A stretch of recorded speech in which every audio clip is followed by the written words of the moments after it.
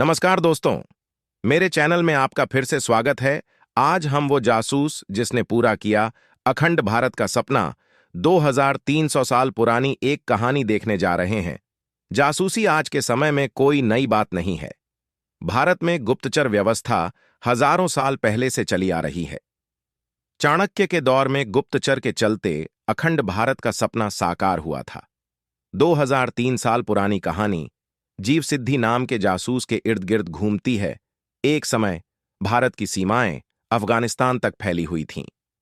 आज भी अखंड भारत की चर्चा होती रहती है, लेकिन कम लोगों को पता होगा कि 2003 साल पहले एक जासूस की मदद से अखंड भारत का सपना चाणक्य ने पूरा किया था। स्पाई सीरीज में आज देखिए चाणक्य के जासूस जीव सिद्धि की कहानी। चाणक्य 300 ईसा पूर्व के कालखंड में थे। उस समय आर्यावर्त 16 महाजनपदों में बंटा हुआ था। इसे ग्रेट किंगडम समझ लीजिए। सिकंदर पूरी तरह से भारत में नहीं घुस सका था, लेकिन ऐसे आक्रमण पर उस आचार्य की पैनी नजर थी। वह थे चाणक्य या कौटिल्य या विष्णुगुप्त। उन्हें समझ में आ चुका था कि 16 महाजनपदों में बंटा भारत बड़े आक्रमणकारी से लड़ नहीं सकता है, उनके सामने डटकर खड़ा नहीं रह सकता है। उन्होंने अखंड भारत का सपना देखना शुरू किया। वह चाहते थे कि राजा एक हो, जिसके अधीन रहकर 16 महाजनपद काम करें। उन्होंने सबसे पहले मगध के राजा धनानंद को सलाह दी, लेकिन उन्होंने नजरअंदाज कर दिया। क्रूर धनानंद को नृत्य, गायन और महिलाओं में ज्यादा रुचि लेने वाले शासक के तौर पर जाना जाता है। वह न तो प्रशासन पर ध्यान देते थे और न ही ताकतवर बनने की चेष्टा कर रहे थे। ऐसे में चाणक्य ने अपने 3 विशेष जासूसों को एक मिशन सौंपा। इसमें सबसे प्रमुख किरदार का नाम था जीव सिद्धि। आचार्य चाणक्य चाहते थे कि राजा ऐसा हो जिसकी चारों दिशाओं में विजय पताका लहराए। वह चक्रवर्ती सम्राट चाहते थे।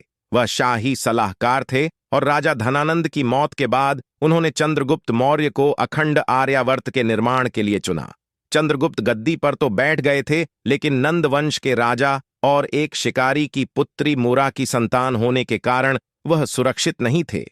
कुछ पुस्तकों में उन्हें निम्न जाति का, जबकि बौद्ध जैन पुस्तकों में मौर्य वंश का क्षत्रिय बताया जाता है, जो शाक्य से संबंधित थे। गुरु चाणक्य ने आगे की योजना बनाई। चंद्रगुप्त की गद्दी सुरक्षित न होने का सबसे बड़ा कारण था कात्यायन, जो धनानंद के वफादार मंत्री थे। उन्हें इतिहास में राक्षस नाम से भी जाना जाता है। ताकत, कौशल और पराक्रम के कारण कात्यायन को राक्षस की उपाधि मिली थी। वह चाहते थे कि नंद वंश का ही कोई शख्स राजगद्दी पर बैठे। वह चाणक्य से किसी भी चीज में कम नहीं थे। दोनों कूटनीति में माहिर और विद्वान होने के साथ आदर्शवादी थे। चाणक्य के अखंड भारत के सपने को पूरा करने के लिए राक्षस का सरेंडर जरूरी था। चाणक्य ने जीव सिद्धि को राक्षस के खेमे में जाकर जासूसी करने का मिशन सौंपा। राक्षस मगध के बाहर एक गुप्त क्षेत्र में छिपा था। वहीं से चंद्रगुप्त की हत्या का षड्यंत्र रच रहा था। एक नया नाम, एक नया वेश मिला। चाणक्य के अर्थशास्त्र में कई वेश में गुप्तचरों को घूमने के लिए कहा गया है। इसमें व्यापारी, शिल्पी, रसोइयां, सपेरा और वेश्या प्रमुख हैं। सबसे महत्वपूर्ण वेश भिक्षु का माना गया है, क्योंकि उस पर लोगों को संदेह नहीं होता है। वह कहीं भी बड़े आराम से जा सकता है। चाणक्य के इस खास जासूस के अलावा भी कई गुप्तचर इस मिशन को पूरा करने के काम में जुटे थे। राक्षस के खेमे में अफवाह फैला दी गई कि जीव सिद्धि ज्योतिष के विद्वान हैं। उनके साथ 2 और गुप्तचर वहां थे, लेकिन किसी को पता नहीं था कि बाकी 2 क्या कर रहे हैं।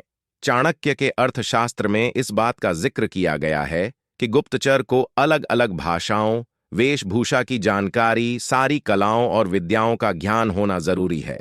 राक्षस के सामने जीव सिद्धि को खुद को साबित करना था, तभी वह उनके करीब पहुंच सकता था। यह कुछ वैसा ही था जैसे चमत्कार को नमस्कार कहा जाता है।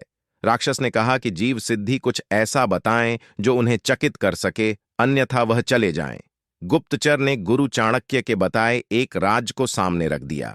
उन्होंने कहा कि नंद महल के 7वें बंद कमरे में एक रहस्य छिपा है। वहां एक ब्राह्मण की हत्या हुई थी। राक्षस अचरज में पड़ गया, क्योंकि सालों पहले धनानंद का विरोध करने पर हुई ब्राह्मण की हत्या के बारे में गिने चुने लोगों को ही पता था। जीव सिद्धि ने राक्षस का भरोसा जीत लिया। इसके बाद तो बड़ा ही दिलचस्प चीज हुआ। हमारे साथ बने रहें। राक्षस नंद सभा के महामंत्री थे। उनकी विद्वता के बारे चाणक्य को पता था। ऐसे में उनके मिशन में मारने का नहीं, जीतने का प्लान था। राक्षस का जुड़ाव और निष्ठा धनानंद के प्रति थी। उनकी मौत के बाद राक्षस ने तय किया कि उनका धर्म है कि शत्रु चंद्रगुप्त को न छोड़ा जाए। राक्षस ने योजना बनाई और ज्योतिष के वेश में मौजूद जीव सिद्धि से कहा कि वह ग्रह दशा देखकर बताए कि चंद्रगुप्त को किस दिन जहर दिया जा सकता है।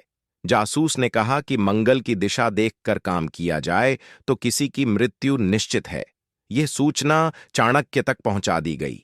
ऐसे में राजा के दरबार में जिस समय औषधि में जहर लाया गया, चाणक्य ने लाने वाले को ही यह पीने को कह दिया। राजा के सामने उसे जहर पीना पड़ा और उसकी मौत हो गई। राक्षस गुस्सा हो गया। इस बीच पर्वतीय प्रदेश के राजा पर्वत चाणक्य के प्लान में बाधा बनने लगे। उनके साथ संधि यह कहकर की गई थी कि मगध का राज्य चंद्रगुप्त और पर्वतक के बीच बांटा जाएगा। लेकिन अखंड भारत के सपने को पूरा करने के लिए चाणक्य को यह ठीक नहीं लग रहा था। इधर राक्षस ने विष्कन्या को चंद्रगुप्त को मारने के लिए भेज दिया। बताते हैं कि विष्कन्या की परिकल्पना कुछ इस तरह से की गई थी कि स्पर्श या कहिए उसके साथ संबंध बनाने वाले की मौत निश्चित थी। विष्कन्या को थोड़ा थोड़ा जहर दिए जाने से पूरा शरीर जहरीला हो चुका होता था। जीव सिद्धि ने अपने एक साथी गुप्तचर के जरिए यह संदेशा चाणक्य तक पहुंचा दिया। ऐसे में जब विष्कन्या राजा के करीब आई तो चाणक्य ने यह ऑफर पर्वतक को दे दिया। राजा पर्वतक खुश हो गए। खूबसूरत युवती को देख वह इसे अपना सम्मान समझ रहे थे। करीब जाने पर उनकी मौत हो गई। राक्षस ने एक और योजना बनाई। इसके तहत युद्ध में विजय के बाद नगर में प्रवेश करते समय चंद्रगुप्त मौर्य जिस हाथी पर सवार होंगे उसके करीब आने पर मुख्य तोरण गिर पड़ेगा। राक्षस के गुप्तचर ने तोरण को कमजोर कर दिया था। इस बार छिपकर नहीं खुलकर वार किया जाने वाला था। चाणक्य ने काउंटर प्लान तैयार किया। उन्होंने राजा के वेश में चंद्रगुप्त की जगह एक दूसरे राजकुमार को बिठाया। हुआ यूं कि जब हाथी उस तोरण के पास पहुंचा तो उसके गिरने से राजकुमार को कुछ नहीं हुआ, बल्कि हाथी के महावत की मौत हो गई जो राक्षस का आदमी था। राक्षस को कमजोर और निराश जानकर जासूस ने चाणक्य से संधि का प्रस्ताव रख दिया। राक्षस को पता चल चुका था कि चाणक्य जो कुछ कर रहे थे उसमें उनका कोई निजी हित नहीं था। ऐसे में वह संधि को तैयार हो गए। बाद में उन्हें बताया गया कि जीव सिद्धि कोई और नहीं, चाणक्य का जासूस था। चाणक्य ने राक्षस को चंद्रगुप्त का मंत्री बनने का ऑफर दिया और खुद पठन पाठन के लिए जंगल की तरफ चल पड़े। ये थी इतिहास के सबसे बड़े जासूस की कहानी। हमारी कहानी देखने के लिए धन्यवाद। लाइक और सब्सक्राइब करना न भूलें।